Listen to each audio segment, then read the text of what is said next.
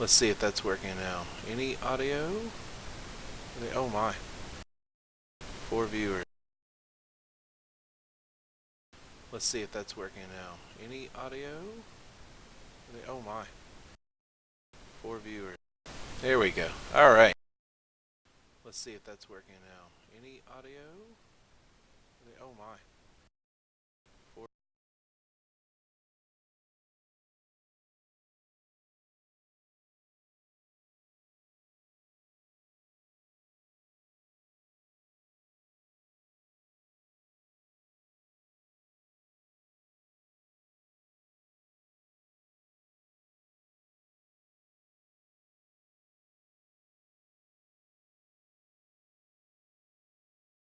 Okay, trying to get my audio settings nailed down. I'm going to turn this push to talk thing off, I think, because I don't really need that for this.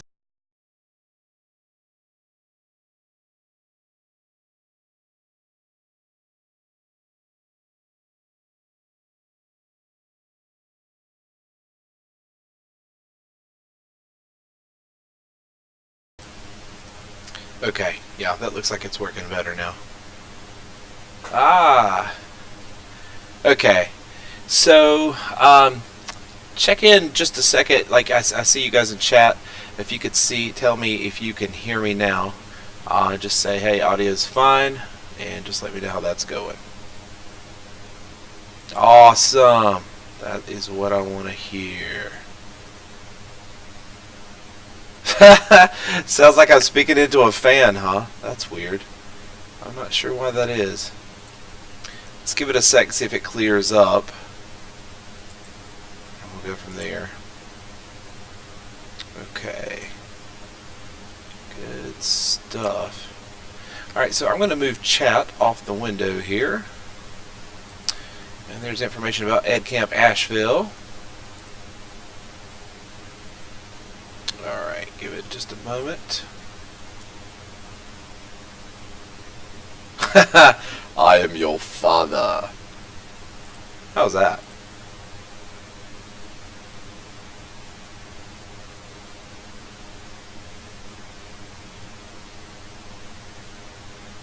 Okay. There we go. Oof. Now I'm not showing that I am live now. Am I still live? We still good? This streaming stuff. Still getting the hang of it.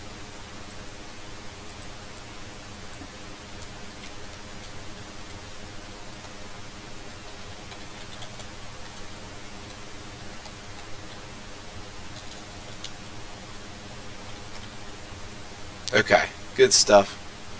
Alright, give me just a second. Let me change the name. And education. Good stuff. Oh, I've got to switch windows. No wonder. Alright, hold on. Let's see. Alright. Let's look at the stream.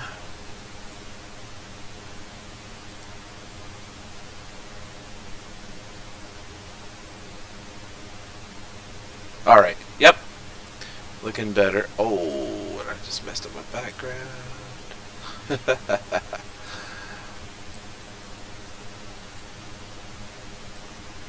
Okay. So you folks ready to get started?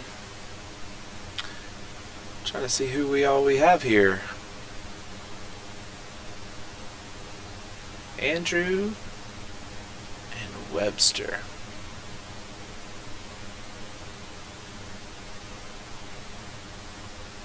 Okay, yeah, let's get it rolling here. Alright, so I'm glad you guys could join us tonight. We're going to talk just a little bit about developing professional development in Rezzly and what it looks like to gamify professional development in that system. And I'll talk to you a little bit about some of the work that I've done and some of the work that my teacher players have done. A little bit about what you might be learning in the course. And we'll just start there. And first off, just let me know in chat what your name is and where you're from. Make sure I see who I've got here tonight.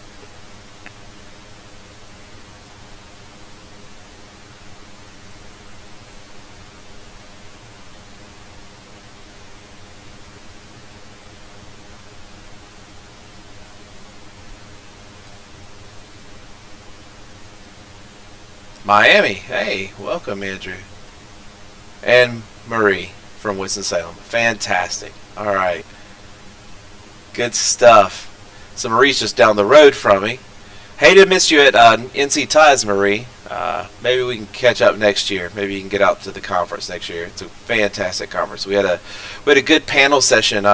Had about 6 of my teachers and one administrator up on a stage, and we did like a live panel about this stuff, about Epic Academy. We talked a little bit about why badges aren't enough, and why you can't just focus on the badges. In fact, that's probably one of the minor aspects of this, and why it is some of the other elements that make it very important.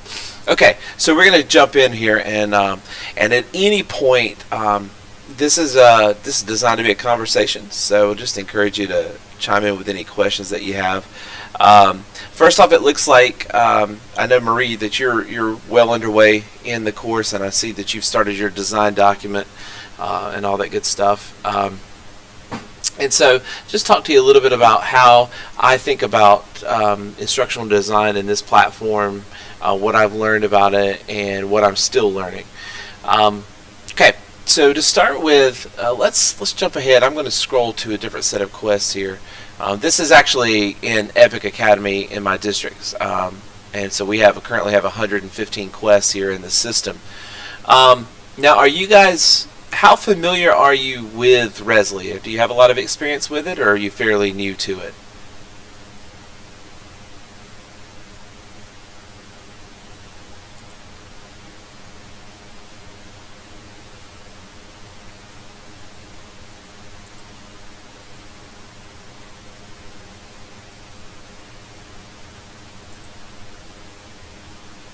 Okay, so Andrew, you just started using it recently.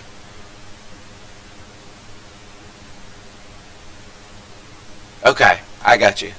So you are in, but have you done? Okay, and this is your first experience with it. Yeah. Okay, fantastic. Well, we'll talk a little bit about the tool and a little bit about the some of the design elements. Now, let me see if I can get into my map. So one of the things that was a challenge for me getting started with this was the, oh god, I don't know if I remember. You know what? I know another way to get to it. One of the things that was a challenge for me is as a science teacher, when I was teaching high school science, I was a fairly linear thinker. I would approach things very linearly, and one of the things that was a big change and switch for me was this idea of thinking about learning as sort of a branching, choice-driven sort of pattern. Oh, hey, professional noob, what's going on? I didn't even realize another person had joined in. Oh yeah, I've got 4 people watching it. Sweet. Okay, good to see you. Which of my, I don't remember having anybody on my roster as professional noob, but which one of my former students is this?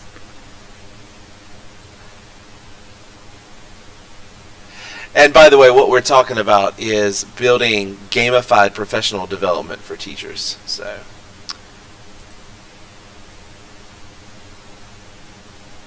all right. So let me jump back here. So what I was talking about and what I want to show you is kind of how I build in this system. So like I was saying, I tend to approach things, or used to approach things in a very linear fashion. And then as I began to jump into this system, I realized that I began to think about things in a sort of a very branching sort of pattern, a very choice-driven pattern that went from sort of a synchronous approach where everything was paced out and very time-specific to developing this system in which I develop very asynchronously, which means that my players can go through this at their own pace, choosing their own pathways. All right. Oh, hey. Wow. Oh, sweet. William, good to have you here. Yeah, feel free to hang out. We're just chatting about developing professional development for teachers. I don't know if that's your thing, but you're welcome to hang out with us and chime in. I think, William, I don't know, William, if you did any of the stuff if you were there early on, or if you came in to this program after we moved everything into 3D Game Lab or Rezzly. But you can chime in if you have any insights, please do. So one of the things that I have to do when I build in this system is I have to map everything out. So let me kind of zoom in a little bit here on okay, yeah, go away. There we go. So everybody starts here in our system, and we have what we call a little boot camp, and that's these set of quests right here that kind of orient my teachers to this system. And then as they go through the system, there's this concept of unlocking new opportunities or new quests. So I'll go into a quest, and then as I do a certain thing, it may be to go out and watch a video, it may be to create some big thing. It can be very small or pretty large. But once I've done that, and it has either been verified by the system or verified by me, depending on how I've set it up, it then unlocks the next quest in the series. And so what I want to show you is kind of one particular series of quests, and I call them quest chains, based off of my experiences in games like World of Warcraft, where a quest chain is where I simply have a series of quests that are all linked together that have tell one continuous story or focus on one continuous topic. So we're going to look at this one right here about Twitter. Alright, so one of the things that I want my teachers in my district to do is to grow a professional learning network, and I want them to do that using a variety of tools, but one in particular is Twitter. And so one of the things that we do is we start out when we're building a quest, we think about what is our end goals. I always start with your end goal in mind. Where is it I want my teachers to land? What I want them to be able to do? What are the end results? However, we build in such a way that we start very surface level, and then each successive quest gets you deeper and more invested in a particular topic. So you can kind of look at this series of quests here, and then I'll show you those actually in Rezzly here in just a moment.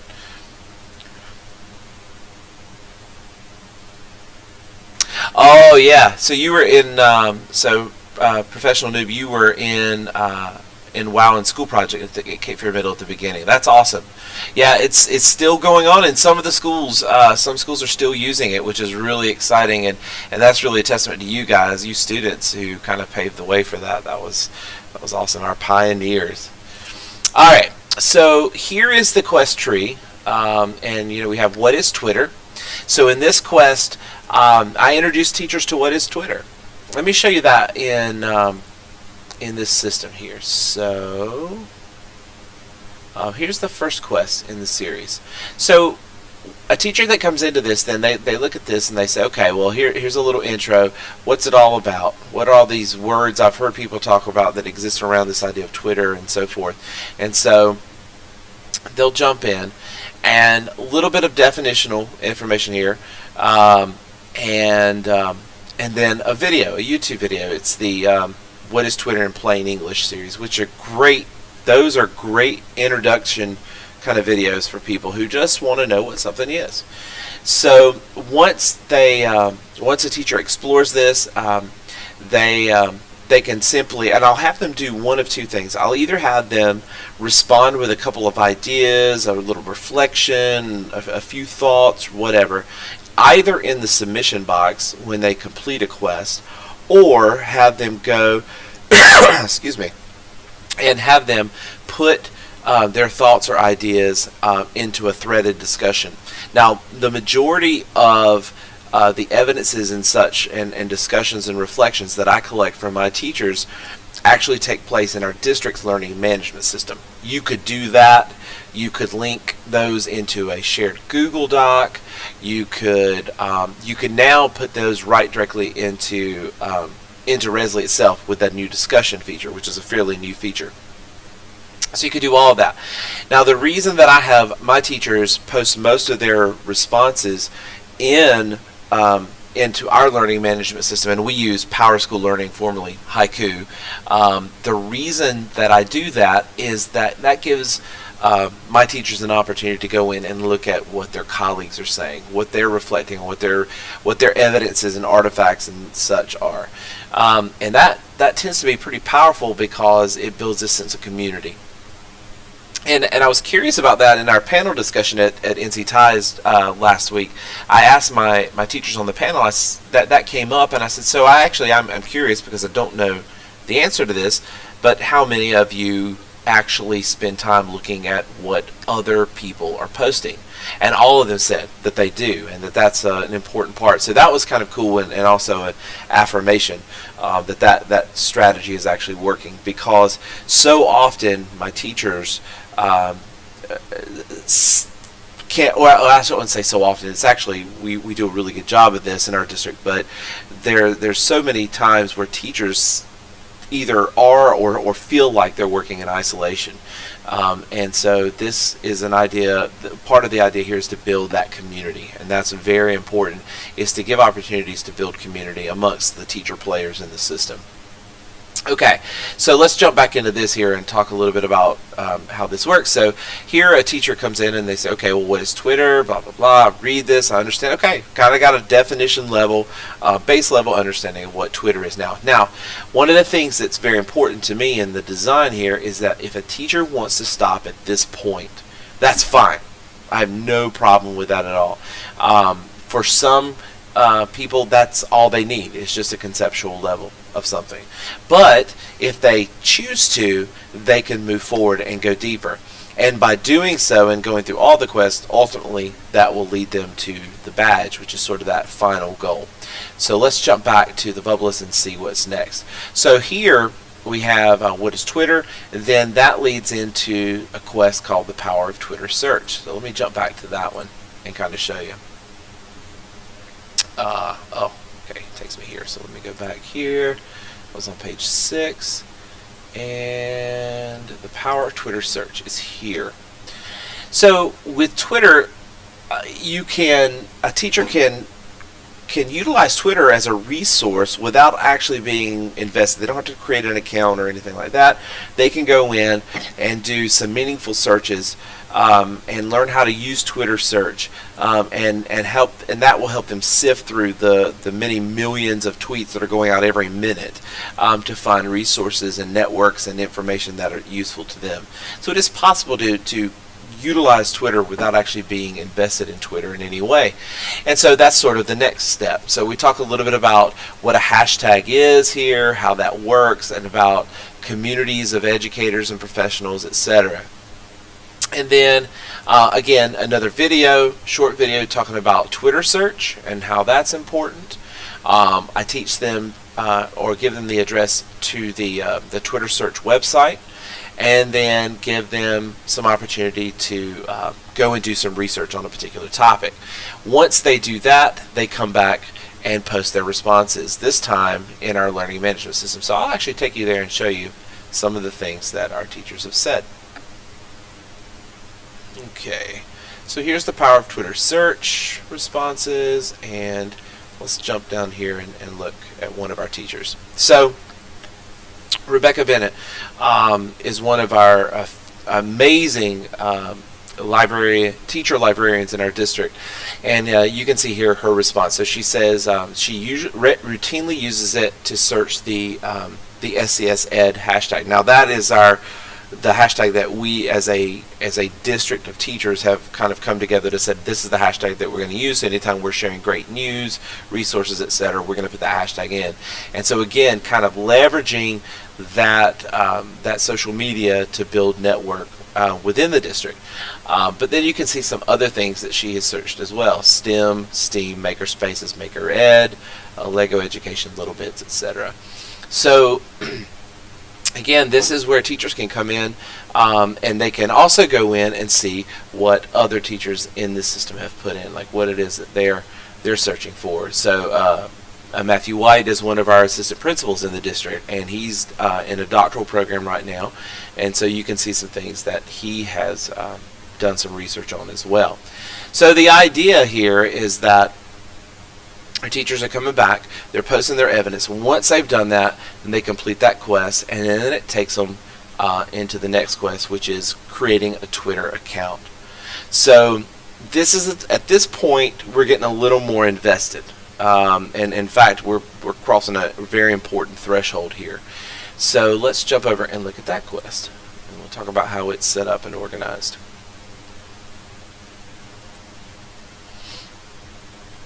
Okay, so creating a Twitter account, let's look at that. So here in this quest is sort of a step-by-step one. We talk a little bit about how to set it up, how to create the account, etc., and then some tips and hints. For example, how you set up your profile. One, how you make it a point not to be an egg, to use the default image and that sort of thing, because those are important things. So at the same time I'm getting them to create that account, I'm also wanting them to set themselves up for success. So fill out your bio, make sure people can tell you're an educator, use a picture, not the default one, etc. And then once they've done that, they go and post their evidence here. Now, here's an important juncture. So this is one where you kind of got to get it right. You really don't have an option, but you got to get this one right to be successful in the subsequent quest. So in a quest chain like this, which starts here and goes to here, it's important to figure out what those critical parts are, where you want to put those junctions in to say, okay, I've got to get some evidence now. I need to make sure that they're on the right track. Now, admittedly, I don't check these evidences for these first two quests. I can go in and just kind of read and peruse or whatever, but there's no stopping points here to make sure that a teacher has done these things.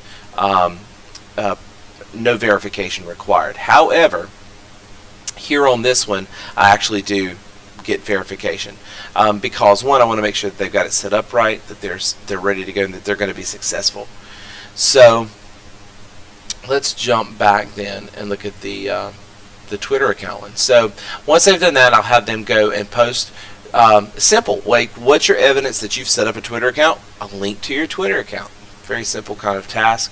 So let me jump back here, and here is that quest. So here's a perfect example. So here's one of our teachers, and I'm going to put her. Yeah, we don't want to go to Twitch, and we're going to put her ID in, and let's see how she's done here. Okay. So she's done a couple of things here. Now this is one of those parts where, and she hasn't submitted this quest for approval yet, but when she does, I'll go back and give feedback on it. So one, got to change the egg. Okay, that's part of the quest requirements. Now whether they use their face or not, that's up to them, but one of the things that people on Twitter will do is they want to see that there's a real person who's taken the time to set this up. And likewise, we got to fill that bio out. And then we're really going to have to protected Twitter accounts usually aren't very, most people don't bother with that, and it's very hard to build your network with a protected account. So that's the kind of stuff I would give in feedback on this quest, and which is another reason why this is a stopgap sort of quest. This is where there's a milestone here where I'm going to provide feedback to the teachers on this one. Let's look at another one. So let's come in and look at Donna Bledsoe here. It's one of our principals in the district. All right. And Donna's been doing this for a bit, and in the past few weeks, her account's really skyrocketed. She's really begun to grow her network as an administrator. So here we have a picture, we have a bio, and then tweets, so we can tell that it's going on here. She's got it. She definitely understands what's going on here. In fact, she's already earned her Twitter badge, so she's gone through all these quests and completed them. So that's good. And that's one of those things where I would give verification later on. Now, let's talk about optional quests for a minute. Like, why do an optional quest? What is an optional quest, etc. So let's go back here. I think I've got this one in here. Let's see. Yeah. Okay. So occasionally you want to put in optional quests. These just enrich things. They give players additional things to do that want to go deeper and further with something, but they may not necessarily be required to show mastery of something. So here's a perfect example. And that's this quest about Twitter, get a client. Now I'll usually mark my optional quest as optional so somebody knows going in that, hey, I don't have to complete this one if I don't want to. And the idea with this one is this idea that you can make Twitter a lot more manageable for you if you use a Twitter client. So it's something like TweetDeck or Hootsuite or something like that. So here I talk a little bit about Twitter clients, how they benefit. Little video here again about, in this case it's about TweetDeck, and then some options for them, and then just, hey, you just decide which one you want to use and put it in there. Now for your teachers who are completionists, who want to get everything done and do all the quests, they can't resist a good optional quest, so they'll go and do those as well. But you can see here in the structure that it's a side quest. You don't have to do it. It doesn't lead to anything else, but it's there for you if you want to use it. Okay, so now after my teachers have built their Twitter account, then we're going to go a little bit deeper, and it's time for them to start growing their network. Again, that's the ultimate goal. What is it that I want teachers to do? Is to utilize Twitter as a networking tool, somewhere to connect to other educators in their field, to get new ideas, and to grow professionally. So the first step of that is building your Twitter base, building your base of people that you're following. So let's go back and look at that quest.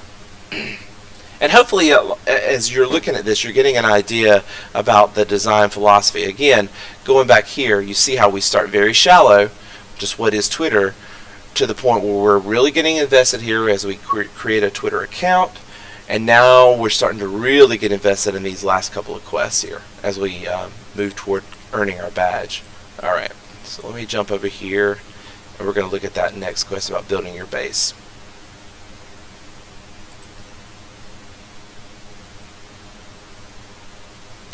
Alright, so here's building your Twitter base.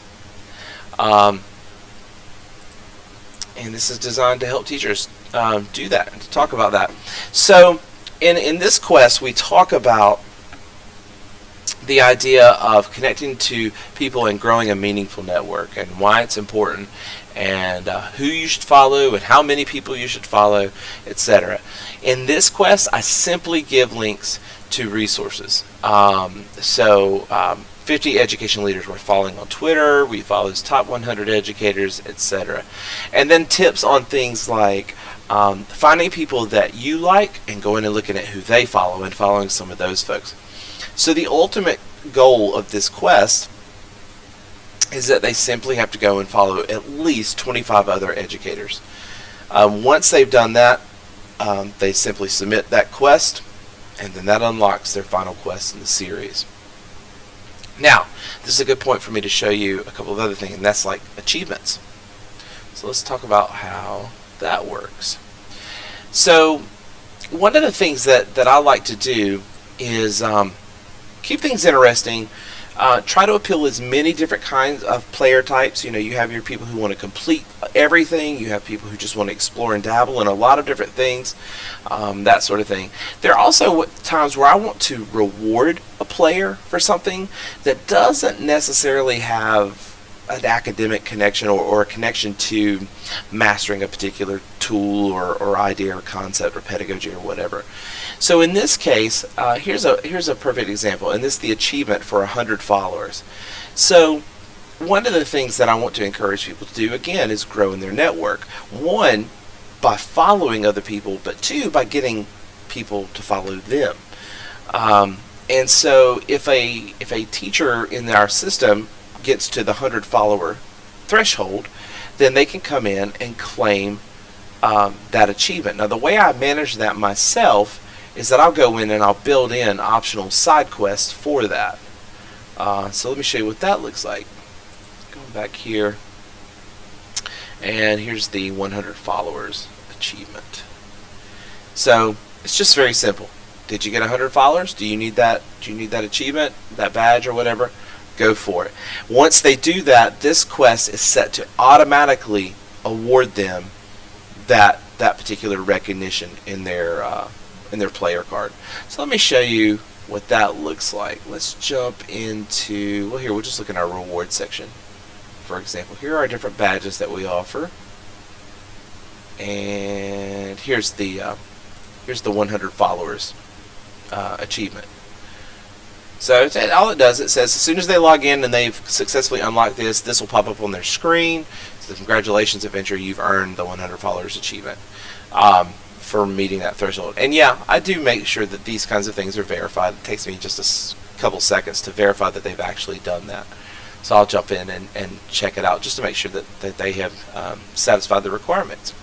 Okay, so let's go back then and look at the final quest. So the final culminating quest in this, and this for me, when I thought about, okay, what it is I want my teachers to do with Twitter, one, I want them to build a good profile. I want them to begin to build network connections and connect to other educators. And then ultimately, I want them to engage in a community. And the way that one of the primary ways of engaging in a community of educators on Twitter is through Twitter chats.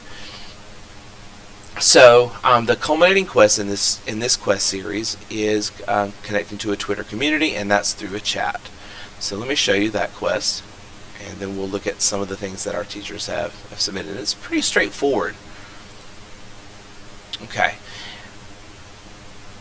Alright. So here are a couple of things about this. One, we talk a little bit about what a Twitter chat is and how to participate in it. I've got them a link to a great guide that I found online. Remember, when you're developing this content, you do not have to reinvent the wheel. It's probably out there. There's a great community of educators out there making stuff all the time. You just go in and curate the best resources for your people. And so here is an article that I have them go out and read about great Twitter chats and how to be a participant in them. There's a video here that they can watch that talks about why Twitter chats are powerful and useful. And then I have links to them, so resources. Jerry Blumengarten, Cyberman, absolutely fantastic online. He has lists for literally everything you can imagine in education, not the least of which is great Twitter chats and a schedule for them and when they happen. And so here are some links and schedule, for example, like the schedule for education Twitter chats, and then of course I do remind them to use a client, and so then we talk a little bit about what's expected of them in this quest.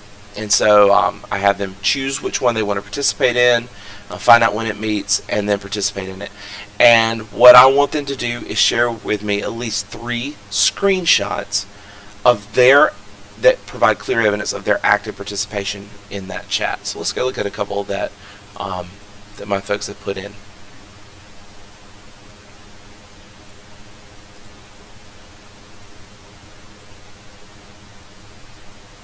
Alright, so here we'll look at Shonda Yorks here, for example. Okay, so now Shonda decided just to do it straight from her phone, which is fine. Not a problem at all. So here, Shonda is participating in these chats here and introducing herself, which is a typical part of a Twitter chat. And here she's it's about growth mindset, and you can see where she's doing the Q1A1 format, which is very typical of Twitter chats, and some more evidences here that she's participating as well. So yeah, this is the way it works. So keep in mind that one of the beauties of this kind of professional development is that we can go in and say, okay, I want to see your evidence of this. It's not like a typical workshop where you say, hey, come in and sit, and I'm just going to chat with you about something and hope that you go do it. But here is PD that we've walked them through from start to finish, from a very basic level, constantly building, as we go and getting deeper and deeper into the topic as we move from the top to the bottom here, and ultimately reaching that goal where they're providing evidence that shows that they're actually applying what they're learning in the quest. And so that's how we approach everything here. Everything is mastery and evidence based. Show me the evidence that you've done this particular thing. Now, once again, here's a verification step. A step where I require verification in the system. Once we get to this point, they have to show me that. I'll get notification that there's a quest out there for me to verify. I'll go and look at their evidence, and once they've done that, I'll click the box that says, yep, it's approved, and then the next time they log in, they will have unlocked or they'll have their badge. Now let me show you that particular badge. Let's go look at it for a moment. It's actually the first one I developed in this system. So here you can come in and see what the badge is. I make it a point to list the different competencies or masteries or ideas or concepts or whatever that a person has to demonstrate to earn this badge. So in this case, in the Twitter badge, they've demonstrated the following: a general understanding of Twitter. And you can see that through their reflections and their use of the search, etc. The ability to utilize Twitter search to find instructional resources, because they do have to go back and share those resources that they found. The ability to create that Twitter account. The ability to contact other practitioners through Twitter, or connect to them rather, and then the ability to participate in a Twitter chat or community.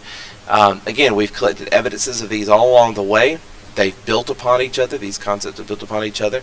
And so once they've done that, then we say, all right, congratulations, you're Twitter certified. We will sign up with that. Here's your badge. And so that is the main kind of general idea behind how we design, or what sort of the instructional design process that I utilize and that I've taught my teachers who've developed quests for me to utilize in this system. Now let me show you a couple of other examples just so it kind of drives home the point. So I use these sort of big connectors seen for big ideas. So these are all about being professional, connecting through social media. But let's jump over to some more. Let's look at this one for example. So SAMR. SAMR's if you're not familiar with it, is an instructional framework for understanding how teachers integrate digital tools for learning. And so here we start. What is it? It's my first quests are almost always very definitional level, just sort of introductory, like what is this new thing or whatever that I haven't heard of before. And then we jump into begin to think about and start to apply things. So here, the next quest that is unlocked in this series is one that's called Reflecting on Your Practice. And so in this quest, I have them take an existing lesson that they're actually using already and reflect on, if they're not using any digital tools, to acknowledge that and say, I'm not using any digital tools in this, and then I'm curious about how I might use digital tools in this, or if I am, where I think this falls in that SAMR framework. Is this substitution? Is this modification, etc.? Now, at this point, you can see this in a couple places. There are places where there are branches, so where one quest then unlocks two quests. So in this case, I have this completion of this quest unlocks two different quests, these two here, planning for digital learning and TPAC attack, and I'll explain those two. Here's another thing too. You may have noticed I don't think we have to be so serious about this. We can have some fun with it, be creative in our quest design. There's plenty of other opportunities in education to be bored, so I have fun with this. It makes the design process a little more fun for me too. So here, SAMR, planning for digital learning, they're actually writing about and creating lesson plan content or examples.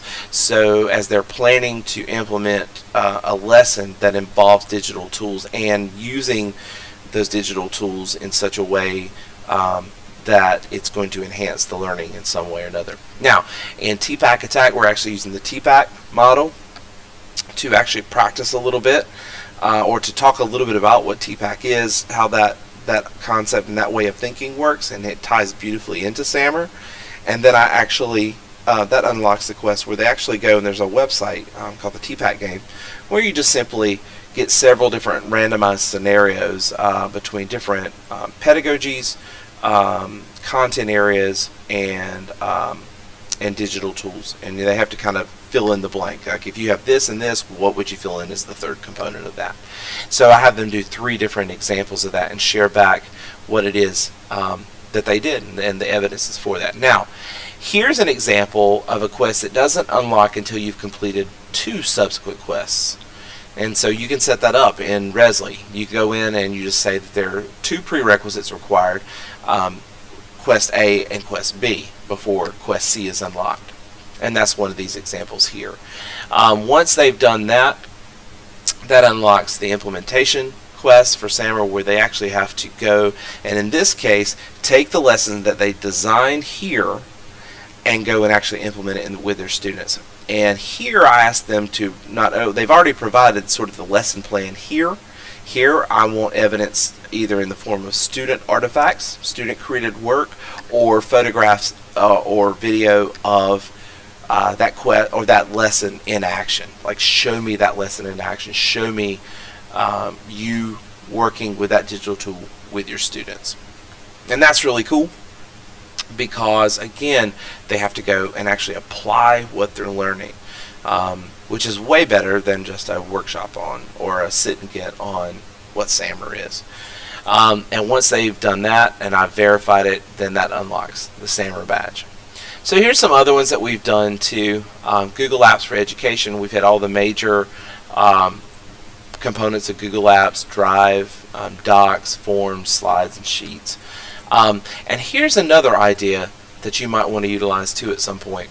And it's this idea of a super badge. So I have a setup with our Google Apps for Education, which was designed by one of my high school teachers. She came in and designed, I think, most of these quests here. And then once a teacher unlocks all of these badges, they unlock a super badge, the Google Apps Certified, or the super badge for that, which is just a different badge, and it's only unlocked when you've completed all of them. And that's just another reward, something that people can strive for in this system. Alright, that said, now that I'm in this little area, I do want to show you another thing that I'm doing as well. So I do have content in this program that doesn't lead to badges at all, but it's something that I add in as extra, as enrichment, something that I want for my teachers to be able to experience.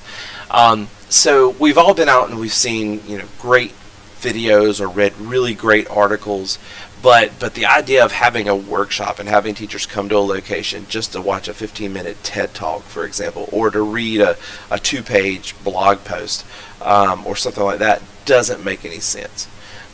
It's not practical, and people would pretty much hate you for doing that, making them drive to do that. So one of the beauties of the granularity, a big word for this time of day, but one of the beauties of this system is that I can create quests that encourage teachers to do that kind of thing here, and they can do it in the comfort of their bedroom slippers, on the recliner, or whatever. So I created a section, sort of like a library. I call it the stacks, and so far I've divided it into 2 sections, but I can always add more onto that as needed. But some of them are videos related to schools and learning. Some are related to technology in the future. And so, for example, I have in here a great video by Mimi Ito talking about learning in social spaces, that really talks about how kids are leveraging digital spaces outside of school, and why we should pay attention to that. And that's great. I want my teachers to hear this and learn from these great experts, these brilliant people, Scott McCloud, Sir Ken Robinson, Will Richardson, etc., about how kids are using technology today and why that's important. So those this is one of those things where a teacher can go in and they can just watch a video. And the beauty of it is that they earn experience points. None of these lead to badges, at least yet anyway, but they do earn experience points. And in my system, I have a conversion scale between experience points and CEUs, which are actually used to maintain licensure. in the system. So as I add quests in, and I think I've got a section I need to link in here. I've added some more content. Just most recently opened up a section of quests on YouTube, and utilizing YouTube as an instructional tool. And I've got to get those quests actually added to the tree here, which I haven't done yet. But yeah, typically when I build content for 3D Game Lab, Rezzly, when I build content for this, it usually involves me drawing things out and mapping things out. This experience that you guys are in right now is a perfect example where I got a piece of sketch paper and I started drawing out. Okay, I think people need to know this, and then that would lead to this and this, and it would lead to this, this, and this, and that's kind of how I plan and design work in this system. All right, so I have chatted at you guys for a long time, and the chat room here has gotten a little bit quiet. So I'm going to give you guys the opportunity to ask any questions or to chime in if you want. So I'm looking at the chat, so if you have anything you want to ask, any input, questions about what you're going through right now in the online course, jump in. Let's see what you have to say.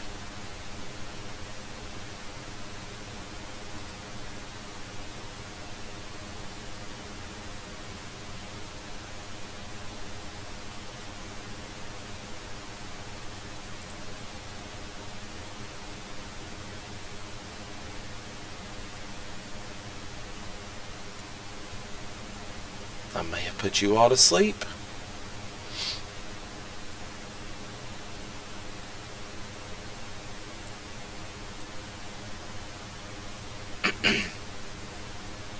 Oh, okay. All right, so here we go. All right, so Marie says, everything you've said validates my approach so far, and I'm feeling really good about what I've been doing before this course so far. Great, that is good. And I think that's something that those of us who are involved in doing PD and working very closely with teachers, I think we know this.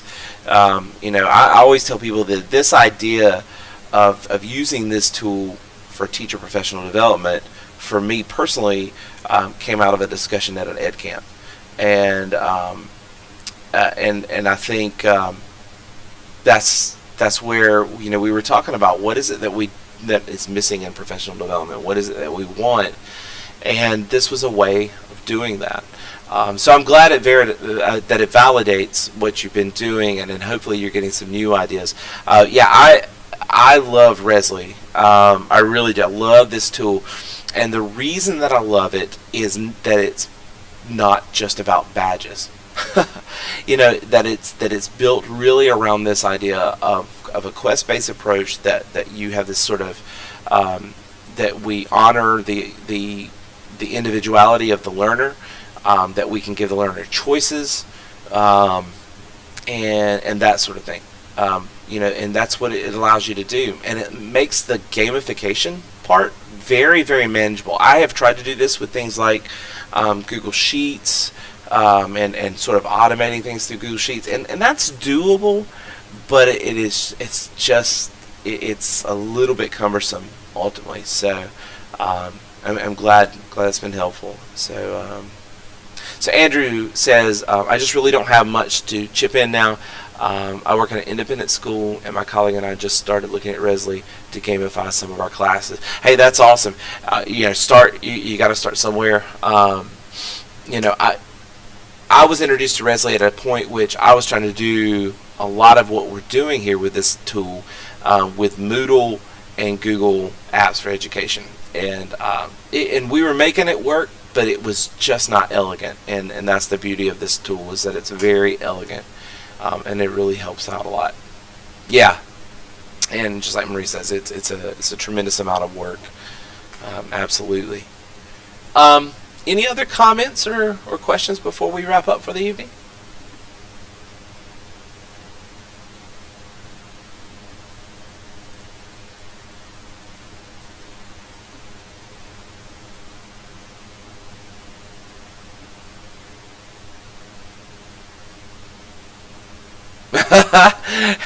So somebody else has had Moodle experience. It's funny. I love Moodle, but my teachers and my students didn't love Moodle.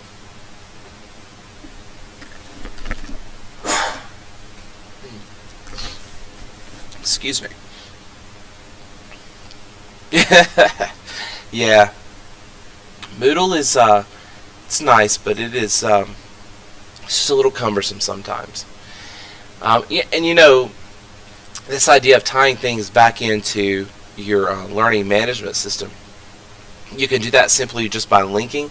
But now that they've added the discussion function in Rezzly, you could just keep a lot of things right there in house too, which is really nice too.